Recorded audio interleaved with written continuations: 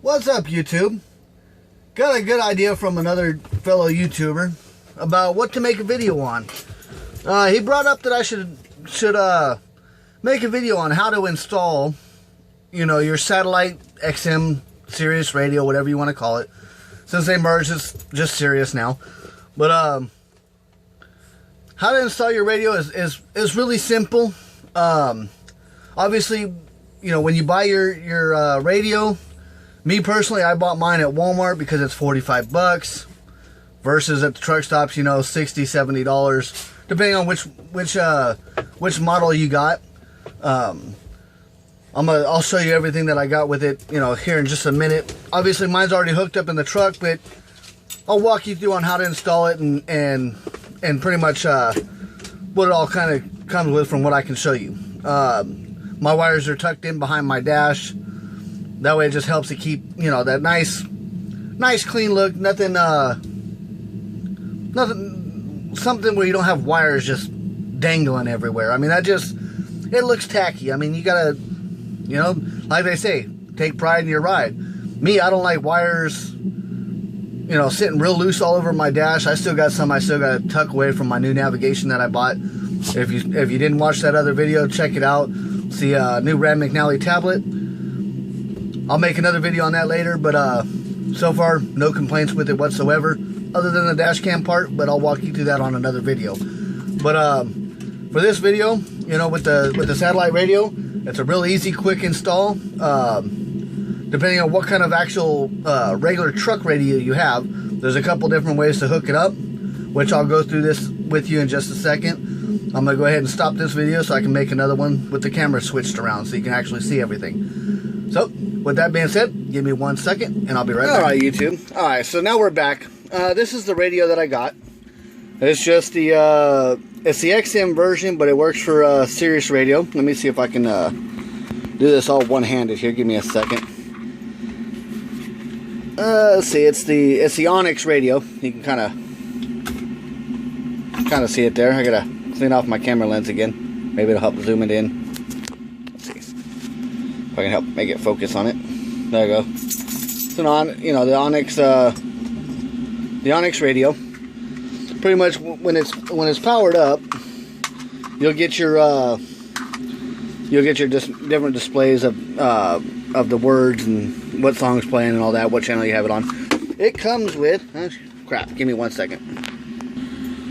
Okay, so what you get with your radio, you obviously get the radio itself.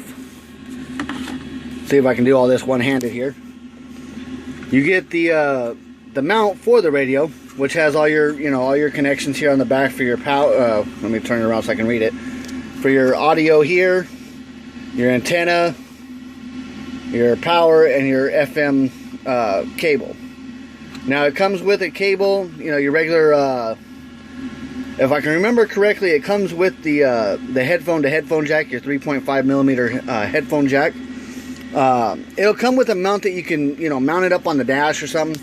What I did is I bought me just a bigger suction cup mount out of one of the truck stops, used for a GPS type setup, and pretty much I screwed it onto the back of my my radio receiver here.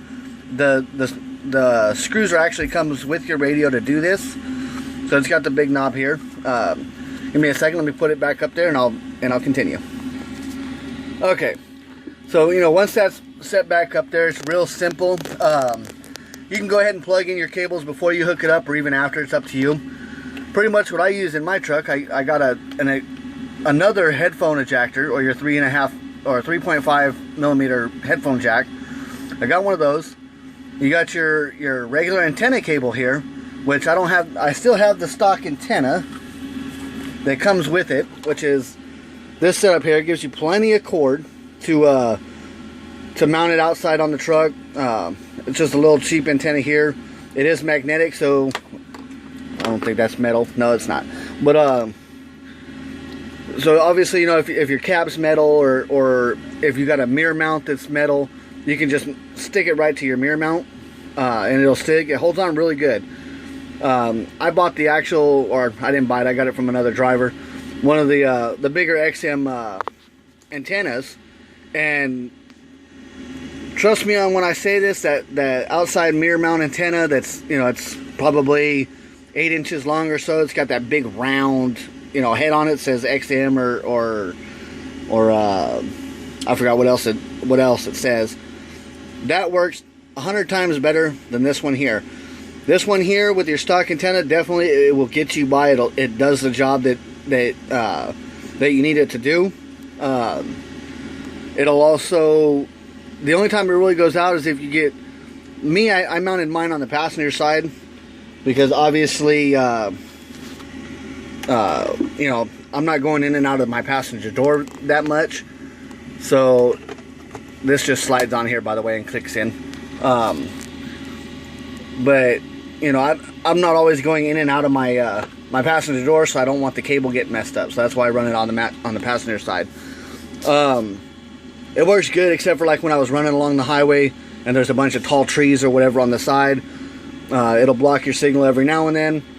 Going under bridges, overpasses, tunnels, stuff like that, that'll all block your signal.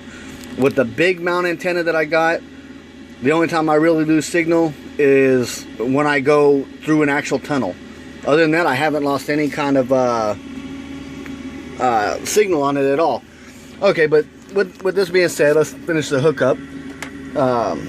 That's for my other cable. Give me a second. Okay, so we got your power here.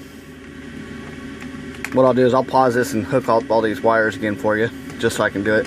But anyways, we'll continue this. Pretty much, if your radio that you have in your truck does not have the you know, your headphone jack adapter here, what you can do on most radios with any truck, you got your four holes here on the side. Pretty much you can use anything in there that fits in that hole. You can use an Allen wrench, a small bolt. It's got to be roughly about 1 inch to 1.5 inches long. Or you can go to Walmart and get the actual Ford radio removal kit, which is just, it's a bracket that comes in like a U shape like this. You stick it in, it'll come with 2 of them. You stick it in on each side and you pull out your whole radio. When you pull out your whole radio, you can buy one of these adapters. It's an XM or Sirius FM direct adapter, which pretty much what it does is you hook it up, you disconnect your regular antenna from the back of the radio. You plug this into this end into the back of your radio. You plug your antenna into this end of the, so that way it's just it reconnects your antenna back to your radio, but allows the box to interrupt that signal. And then you have another headphone jack here, which is that FM jack on the back of the radio, on your XM radio. That way it gives you a direct line to your XM radio. You still have to put it on the FM tuner on that side, which you can do without that cable. That cable, by the way, is a $20 add-on.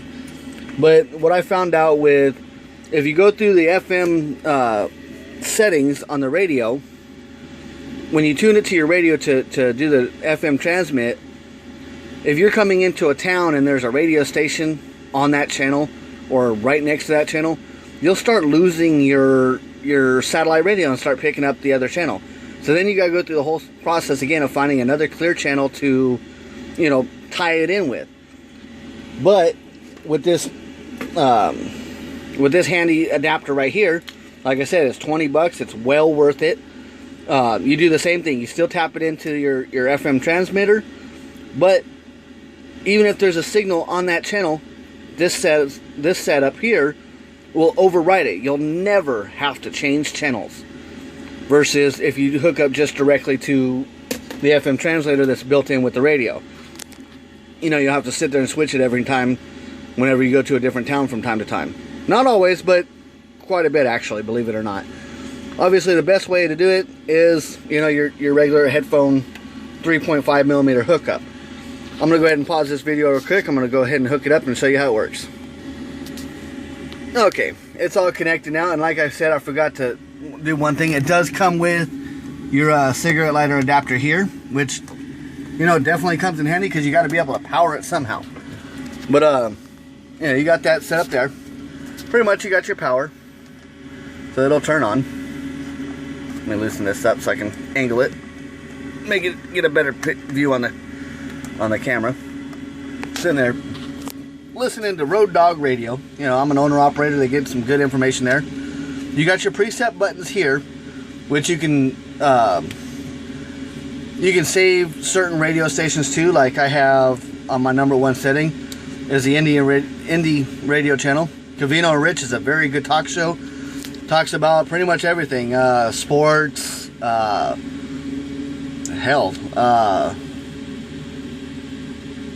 all kinds of stuff. I don't want to mention too much on the radio. I don't, just for copyright rules or anything. But very good talk show. Then for music, you know, I got my hits one. Plays all the, you know, your most popular pop and hip hop type tunes. But pretty much, say if I want to go, you can go, I can press this button here and put jump. And then I can go to, say, channel 65. I don't know what that is, but hold on. Oh, I'm sorry, not jump. Hit direct and put 65 or whatever channel you want to listen to. Press your enter button, and it'll automatically jump you to the channel instead of sitting there going channel down, channel up, you know, and so on. Now, say if I wanted to save one of these channels, okay, all you would do is press and hold. Let me see if I got anything on 0. Okay, that's for my NFL network. That's Mad Dog Sports. Okay, channel 8's empty. So we're going to go ahead and go direct tune. I'm going to put it on Shade 45 music, some hip hop with, you know, it's Slim Shady's channel. To save it, pretty much just press and hold whichever button you want to put it on. It'll save it. So that way when you're going through your menu, you know, if you want to, if you're listening to one thing, you don't like what they're playing, boom, you just jump right to the other channel that you want. You know, gives you all those different things. When you hit the menu, you can go through, you know, you change your brightness, you can change your color themes, your audio level. I maxed that out because that way it gives full audio out, and then I can adjust it for the most part with the radio. See if I can remember how to go back now. Press enter maybe? There we go. You can put on parental controls if you're, you know, if you got your radio mounted in your personal car, or if you buy another docking kit, you can always just pretty much pull it off, jump in your personal vehicle, slap that bad boy on there, power it on, and boom, now you got radio in your personal car. And then obviously when you jump back into your big truck, pull it off and do the same thing. That's one way you could do it if you want. Let's see what else I got here. Haven't been through this menu in a long time, actually. Signal indicator.